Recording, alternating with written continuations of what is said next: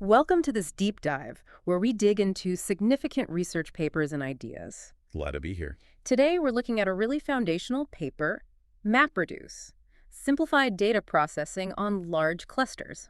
It's by Jeffrey Dean and Sanjay Gemawat from Google. Right, this one had a huge impact. It essentially introduced a new way, a much simpler way, to think about processing massive data sets in parallel. Exactly. It gave us this programming model, MapReduce, plus the implementation designed to run on huge clusters of regular commodity machines. The core idea was really about abstraction, hiding the messy details of parallel execution, fault tolerance, data distribution, letting developers just focus on the what, not the how, of their data processing. So for folks in ML, data science, tech in general, understanding this is pretty key to grasping how large-scale data processing evolved. Definitely. It laid the groundwork for so much that came after. Okay, let's dive into that core idea then, the programming model itself. What are the absolute basics? It really boils down to two functions the user provides, map and reduce. Map and reduce. So the map function, it takes an into key value pair and spits out a list of intermediate key value pairs. So it's like the first pass, processing the raw input. Yeah, think of it as parsing or transforming. You get, say, the document ID and the document text as input K1V1, and you process it. The function signature looks like map. K1V1, it lists K2V2. And the types can change between input and the intermediate output. Absolutely. K1 might be different from K2V1, different from V2. Let's make that concrete. The classic example is word count, right? Perfect example. So the map function gets maybe a document ID and the text. It reads the text, and for every single word it finds, it emits an intermediate pair. The word itself is the key, K2, and the number 1 is the value of V2. So just word 1 for every occurrence. Exactly, like the one, quick one, brown one, fox one, the one, and so on. Okay, makes sense. So after map produces all these intermediate pairs, what does reduce do? The reduce function comes next. The system groups together all the intermediate values that share the same intermediate key. So for a given key, K2, reduce gets that key and a list, or iterator, over all the values. List V2 associated with it from the map phase. Okay. Its job is to merge or aggregate those values. So reduce K2 list V2, list V2. Usually the output list just has one value, the final aggregated result for that key. So back to word count. Reduce would get, say, the key, the. Right. And then a list of all the ones that the different map tasks emitted for the. Exactly. You might get the 1, 1, 1. And the reduce function's job is simple. Just sum up all those ones to get the total count for that. And that gives you the final word count for each word. Precisely. Now, the paper really stresses the automatic parallelization. That seems like the magic part. How does the system actually do that across a big cluster? That is the key contribution, really. The MapReduce implementation handles all the heavy lifting. It takes your input data, chops it up. Into those splits you mentioned earlier. Yeah, into splits. Then it figures out how many machines are available, schedules the map tasks across them, runs your map function on each split. Okay. Then it handles collecting all that intermediate output, shuffling it across the network so the right data gets to the right reduced task. The grouping by key step. Right, and then it schedules and runs the reduced tasks, again in parallel. And crucially, it also handles failures. If a machine dies mid-task, the system figures it out and reschedules the work. So the developer using MapReduce doesn't need to write code for network communication or task scheduling or failure handling. Nope. That's the beauty of it. You focus on the map logic and the reduce logic. The framework takes care of orchestrating the whole distributed computation. That really lowers the barrier for, say, a data scientist who needs to process terabytes but isn't necessarily a distributed systems expert. Exactly. It democratized large-scale processing within Google and later, well, everywhere else, through systems like Hadoop. The paper mentions the Google implementation was in C++ bins. Any quirks there, like with data types? Yeah, a practical point was that the C++ library expected keys and values to be passed around as strings. Oh, okay. So if you were working with numbers or, more complex data structures, your map and reduce code had to handle the serialization to strings and deserialization from strings, a bit of extra boilerplate. Right, you had to manage that conversion yourself. Okay, let's shift to the implementation side. What kind of environment was this built for at Google? They were targeting large clusters, hundreds or thousands of machines. And these were commodity PCs, nothing too fancy.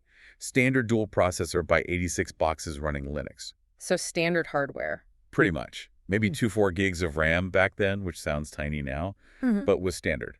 connected with regular switched Ethernet, 100 megabit or maybe gigabit. In storage. Just standard IDE disks attached locally to each machine. Crucially, though, they were using GFS, the Google File System. Ah, their distributed file system for reliability. Exactly. GFS handled replicating data across machines. So if one disk or even a whole machine died, the data wasn't lost. That was fundamental. And they had a job scheduler to manage tasks on the cluster. And failures were expected, right, not exceptions. Absolutely. With thousands of machines, something is always failing. The whole system had to be designed with that assumption from the ground up. Okay, so walk me through the execution flow of a typical MapReduce job in that environment. All right. So first, the user submits the job. The MapReduce library, running as part of the user's program, splits the input file stored in GFS into M pieces. Let's say M splits, usually 16 to 64 megabytes each. The number of map tasks. Right. Then the user program starts up on multiple machines. One copy becomes the master. The coordinator. Yep.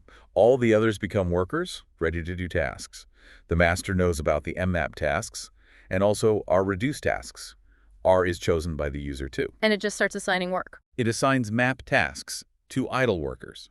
A worker gets task IOT, reads the corresponding input split I from GFS, parses the key value pairs, and feeds them one by one into the user's map function. And the map function emits those intermediate K2V2 pairs. Where do they go initially? They get buffered in memory on the map worker. Okay. Periodically, the worker writes these buffered pairs out to its local disk. Not to GFS yet, just local disk. And it partitions them somehow. Yes. Critically, before writing, it partitions the intermediate pairs into R regions, usually based on the intermediate key, maybe using hash K2 mod R. So all pairs destined for reduced task GAO go into region 0, pairs for reduced task 1 into region 1, and so on. So each map worker creates R intermediate files on its local disk. Essentially, yes. Yeah. And once a map task finishes, it tells the master the locations of these R files on its local disk. Got it. The master now knows where all the pieces of intermediate data are. Right. The master keeps track of this. Then it starts assigning the R reduce tasks to workers. And how does a reduce worker know where to get its data? The master tells it. When a worker gets assigned reduce task J, the master passes along the locations of all the region J files produced by all the completed map tasks. Ah, okay. So the reduce worker needs to pull data from potentially many map workers. Exactly. The reduce worker uses RPCs, remote procedure calls, to contact those map workers and pull the relevant intermediate data from their local disks over the network. That's the shuffle phase we often hear about. That's the shuffle, fetching all the necessary intermediate data. Once a reduce worker gets all its input data, what's the next step? It needs to group by key, right? Well, first it sorts the data it received. It sorts all those intermediate pairs by the intermediate key, K2. This naturally brings all the values for the same key together. Okay, sorting groups the values for each key. Yep. Then the reduce worker iterates through the sorted data. For each unique key, K2, it gathers up the list of associated values, list V2, and calls the user's reduce function with that key and the list of values. And the reduce function does its aggregation. Correct. The output of the reduce function, the final, often single value, is then appended to the final output file for that reduced task. Where is that final output file written? That goes directly to the distributed file system, GFS. Each of the R reduced tasks writes its output to a separate file in GFS. So the final result is spread across R files. Usually, yes. Once all mmap tasks and all R reduced tasks are complete, the master wakes up the initial user program and the job is done. The master seems absolutely central. What kind of state does it need to maintain? It's crucial. It tracks the state of every map and reduce task idle, in progress, or completed. It knows which worker is assigned to which task. And, as we said, it stores the locations of all those intermediate file regions produced by the map tasks. That's quite a bit of metadata. Definitely. Now, failures. We said they're common. How does the master detect and handle a worker failure? The master periodically pings every worker, just a little heartbeat message. If a worker doesn't respond after a certain timeout, the master assumes it's dead. Okay, then what? Any tasks that were in progress on that failed worker are reset back to idle. They need to be rescheduled on another worker. Makes sense. What about tasks that had already completed on the failed worker? This is important. If it was a map task that had completed, its output was on the local disk of the dead worker. Right, now inaccessible. Exactly. So completed map tasks on failed workers also have to be reset to idle and re-executed elsewhere. The intermediate data needs to be regenerated. But completed reduced tasks are different. Yes, because a reduced task writes its final output to GFS, which is reliable and replicated. If a reduced task completed successfully and wrote its output file to GFS before the worker died, that output is safe. The task doesn't need to be redone. Ah, okay. The persistence location matters, GFS versus local disk. Precisely. And when a map task gets re-executed on worker B after originally running on worker A, which failed, the master updates the relevant reduced task so they know to fetch the data from B instead of A. Clever. What about the nightmare scenario? The master itself fails. Yeah, that's the tricky one. In the implementation described in the paper, if the master failed, the whole MapReduce job just aborted. Ouch. Yeah. The client program would have to notice and potentially just retry the entire job. They mentioned the possibility of checkpointing the master's state periodically, so a new master could take over. But that wasn't in the initial system. Apparently not standard, no. Retrying the job was the main recovery mechanism for master failure. Okay, with all this re-execution happening due to failures, how do they guarantee the final output is actually correct? Like equivalent to a non-failed run? Good question. Assuming the user's map and reduce functions are deterministic, meaning they always produce the same output for the same input. Which they usually should be. Ideally, yes. Then MapReduce guarantees that the final output is the same as if the program had run sequentially without any failures. Through atomic commits, map tasks write their intermediate output to temporary files locally. Only when a map task completes successfully does the master record these file locations. Reduce tasks write their final output to a temporary file in GFS first. Okay. Then, only when the reduced task fully completes does it perform an atomic rename operation to give the temporary file its final name. Ah, the atomic rename trick? Exactly. GFS guarantees that rename is atomic. So even if a backup task is running and tries to write the same output file, only one of them will successfully rename its temporary file to the final name. The others will fail the rename. This ensures each piece of the output is written exactly once, atomically. That prevents corrupted or duplicated output from re-executions. Smart. It's a key mechanism for consistency. Let's talk optimization. Data locality was mentioned as important. How did they try to keep data close to the computation? Right. Network bandwidth is precious, especially in these large clusters. Okay. So the master scheduler is aware of where the input data splits physically reside in GFS, since GFS stores replicas on different machines. When assigning a map task for input split I, the master tries to schedule it on a worker machine that actually holds a replica of split I on its local disk. So the map task can read its input locally, avoiding the network. Ideally, yes. If that's not possible, it tries to schedule the task on a worker that's on the same network switch, or rack, as a machine holding the data. Minimize network hops. Makes a big difference, I imagine. Huge. Especially for the map face input reads. How about choosing MNR, the number of map and reduce tasks? Any guidelines? The paper suggests MNR should ideally be much larger than the number of worker machines available. Why larger? Better load balancing. If you have way more tasks than workers, the master can keep feeding tasks to workers as they finish, so faster machines do more work. Also, if a machine fails, the impact is smaller. Its tasks are just a small fraction of the total, and they get redistributed. Finer granularity helps with load balancing and recovery. Exactly. But there's a trade-off. The master has to make OM plus R scheduling decisions and store OMR intermediate file locations. So too many tasks overload the master. Potentially, yes. They mention practical numbers like M equals 200,000 and R equals 5,000 on a cluster of about 2,000 workers. So large, but not arbitrarily huge. Okay. And what about those stragglers we talked about, the slow tasks? Right, stragglers. One slow machine running one task can hold up the entire job. MapReduce uses backup tasks, sometimes called speculative execution. How does that work? Near the very end of the map phase or the reduce phase, when most tasks are done but a few are still chugging along, Yeah. the master proactively schedules backup executions of those remaining in-progress tasks on other idle workers. So you have two copies of the same task running. Correct. Whichever one finishes first, the original or the backup wins. The master marks the task as completed and tells the other instance, if it's still running, to terminate. Does that actually help much? Seems like it uses extra resources. It uses some extra resources near the end, yes. But the paper shows it can dramatically reduce the overall job completion time, like by 40–50% in some cases, just by eliminating that long tail caused by one or two slow machines or flaky disks. Wow, okay. So it's worth the redundancy. Often, yes. It smooths out performance variations. All right, beyond the core model and execution, the paper mentions several refinements. Let's touch on those. What about the partitioning function? You said the default is hash key mod R. Can users change that? Yes, users can provide their own partitioning function. This gives you control over which intermediate keys end up at which reduced task. Why would you want that control? Maybe you want all URLs from the same website hostname to go to the same reducer, regardless of the path.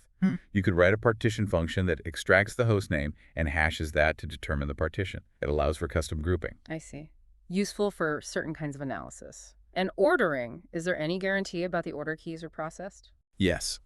Within a single reduced task, the framework guarantees that the intermediate keys it receives are processed in increasing order. So the reduce function gets keys sorted. Correct. This can be really useful if your reduce logic relies on that ordering, or if you want the final output file for that partition to be sorted by key. Makes sense. What about the combiner function? Sounds like an optimization. It is, and a very important one, especially for things like sums or counts. The combiner is an optional function that runs on the map worker after the map function produces its output, but before that output gets sent over the network to the reducers. Okay, so it pre-aggregates locally. Exactly. Think word count again. A single map task might emit hundreds of times instead of sending all those pairs over the network. Yeah. A combiner function, which often uses the exact same code as the reduce function, can run locally on the map worker and sum up those counts. So maybe it just sends the 150 to the appropriate reducer instead of 150 individual to ones. Ah, that could save a ton of network bandwidth. A huge amount if the aggregation function is associative and commutative, like summation. It's a major performance win in many cases. Makes sense. How flexible is the system with input and output data formats? Is it just text files? No, it's extensible. They had built-in support for things like text files or files containing sorted key-value pairs. But users could add support for new formats by implementing simple reader and writer interfaces. So you could potentially read directly from a database or custom binary formats. Yes, or even in-memory data structures, potentially. As long as you provide the logic to turn it into key-value pairs for map and consume the output. What about tasks producing side effects, like writing extra files besides the main output? It's allowed. A MapReduce task can write other files. But crucially, the MapReduce framework itself doesn't provide guarantees about the atomicity of those side effect outputs across multiple tasks or files. So the user code has to handle that. Yeah. The typical pattern is the same atomic rename trick. Write to a temporary file, then rename it to the final name only upon successful task completion. But if single task needs to produce multiple output files atomically, MapReduce doesn't offer a built-in two-phase commit for that.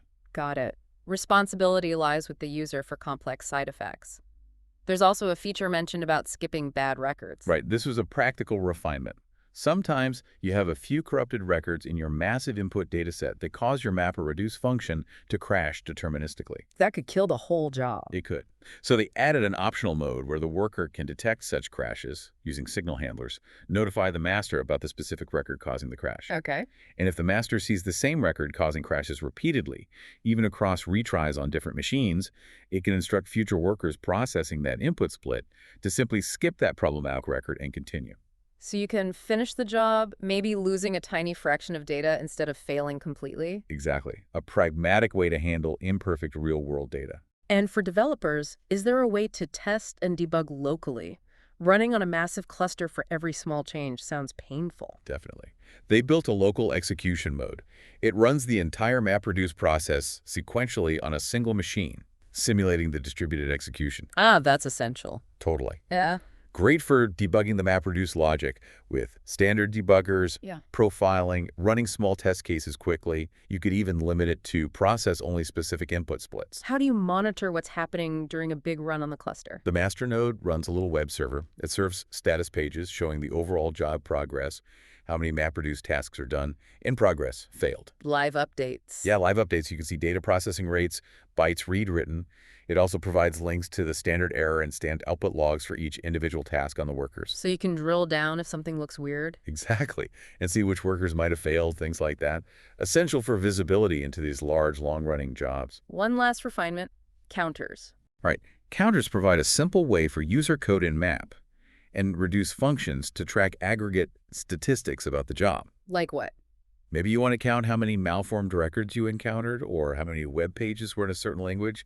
You just call a library function like increment counter, language, French. And the framework aggregates these across all tasks. Yep. The master collects the counter values from all successful task attempts, handling duplicates from retries or backup tasks correctly, and presents the final aggregated totals at the end of the job. Useful for sanity checking and basic metrics. And the library itself provides some built-in counters, like total input key value pairs processed, output pairs written, etc. Okay, that covers the model and refinements well. Let's look at performance. They ran experiments on a pretty beefy cluster for the time. Yeah, around 1,800 machines, Mm-hmm. dual Xeon processors, 4 gigs RAM, gigabit Ethernet, 2 big IDE disks per machine, a decent setup for the early 2000s. They did a grep test first, right? Searching a terabyte. Yep.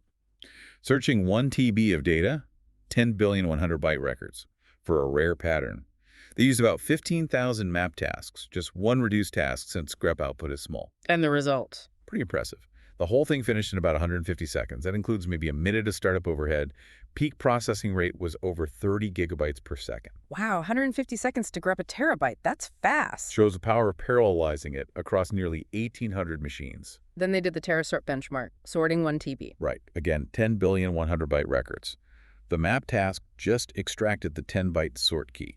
The reduced task was just an identity function that passed the sorted key value pairs through. And the output? These 4,000 reduced tasks, writing the sorted output to GFS with 2x replication, so 2 terabytes written in total. How long did that take? The main run took 891 seconds, just under 15 minutes to sort a terabyte. Still very fast. Did they break down where the time went? Yes.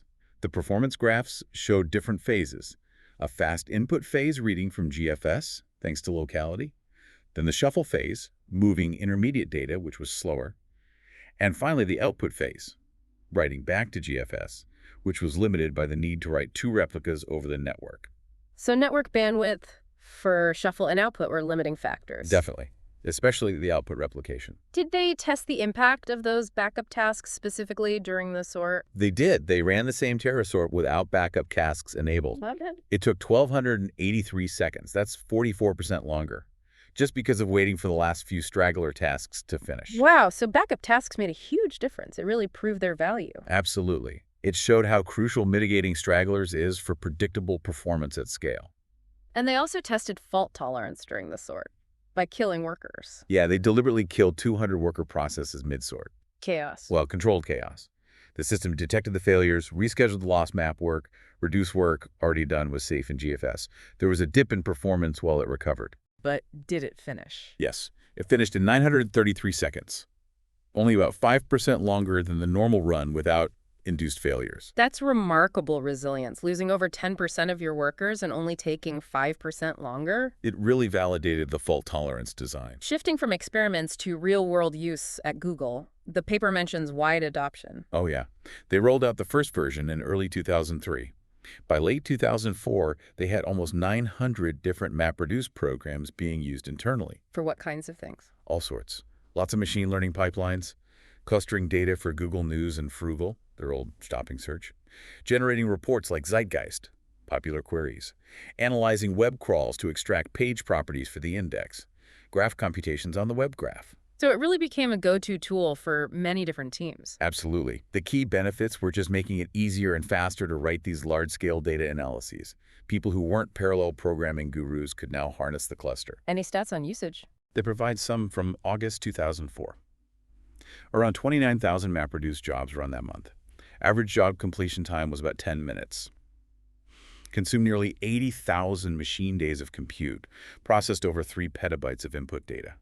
Huge scale even back then. Definitely. And it showed the system handled failures routinely. Average job saw about 1.2 worker deaths. Wow. So failures really were just part of normal operation. Completely normalized. The most compelling example seems to be the rewrite of Google's main web search indexing system. Right. That was a massive undertaking. Yeah. The indexing pipeline involved processing tens of terabytes of crawled web data through, say, 5 to 10 sequential MapReduce stages. What were the benefits of using MapReduce there? Simplicity was huge. The code for individual stages became much smaller and cleaner because MapReduce handled the distribution and fault tolerance. They give an example where one phase went from 3,800 lines of complex C++ down to 700 lines of MapReduce code. That's a massive reduction in complexity. Huge. It also made the system easier to operate and modify. Handling machine failures became mostly automatic. Performance was good enough, And keeping different logical phases as separate MapReduce jobs actually made the system easier to reason about and manage. So simpler code, easier operations, better maintainability. Pretty much the trifecta for a complex system like search indexing. The paper briefly compares MapReduce to other parallel programming approaches. How did it differ from things like MPI or bulk synchronous programming? The key difference was the restriction of the programming model. MPI is incredibly flexible. You can send any message anywhere, but managing that complexity, especially fault tolerance, is largely on the programmer. BSP provides more structure, but still requires careful management. So MapReduce's simplicity was its strength. Exactly. By restricting users to just map and reduce, the framework could automate parallelization and fault tolerance much more easily, especially at the massive scale Google was operating at.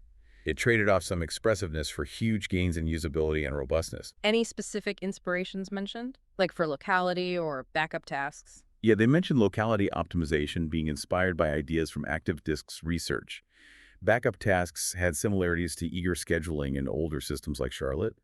And of course, it relied heavily on their internal cluster manager, similar in function to things like Condor. How did it compare to other contemporary distributed systems, Yeah. like River or BIDFS? River was more focused on optimizing data flow in streaming systems. BADFS was a wide area system that also used redundant execution for fault tolerance. TFCC was another system focused on highly available services using re-execution. MapReduce's contribution was really the combination of the simple functional programming model MapReduce with that robust, scalable, fault-tolerant runtime designed specifically for large commodity clusters. Okay, let's wrap up. What are the big conclusions, the main takeaways from this work? The authors really hit home that MapReduce succeeded because it was easy to use, it worked for a huge variety of problems, and the implementation actually scaled and handled failures well on real messy hardware. And the key lessons learned. That restricting the programming model can be incredibly powerful for simplifying parallelism and fault tolerance. That network bandwidth is often the scarcest resource you need to optimize for. And that redundant execution, the backup tasks, is a very effective way to deal with performance variability and failures in large clusters. So for our audience, ML, data science, tech professionals, what's the enduring relevance here? Understanding MapReduce gives you the foundational concepts behind so much of modern large-scale data processing. Even if you're using Spark or Flink or Beam today, the core ideas of parallel MapReduce-style operations, data shuffling, partitioning, fault tolerance through task re-execution, the importance of data locality, these concepts trace right back to MapReduce. It set the pattern. It really did. It showed how abstraction could tame the complexity of distributed systems for data-intensive tasks. Seeing how Google used it to build their index shows its practical power. Okay, a final thought to leave our listeners with, something to ponder. Well, think about how these core MapReduce principles have evolved. We moved from batch processing with MapReduce and Hadoop to more interactive systems, stream processing, and complex DAGs, like in Spark. What were the limitations of the original MapReduce model that drove these newer systems? And looking forward, as data sets get even bigger, more complex, more real-time, what are the next set of abstractions or architectural patterns needed? How do we continue to build on these foundational ideas to tackle the next wave of data challenges? Interesting. How do these core ideas adapt or get replaced as the scale and nature of data keeps changing? Food for thought. Definitely. The evolution continues.